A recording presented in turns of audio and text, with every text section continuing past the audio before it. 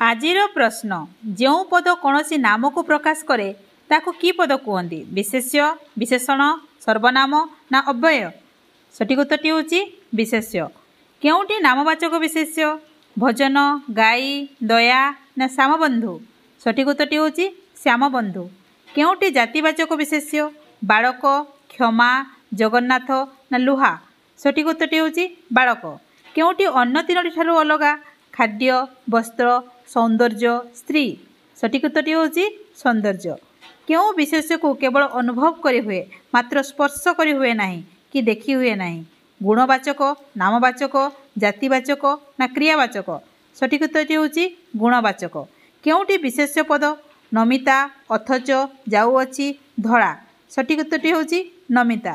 केउटी वस्तुवाचक विशेष्य टेबुल चौकी कंटा काठ। सठिक उत्तर हूँ काठ। भल लगिला लाइक शेयर करंतु।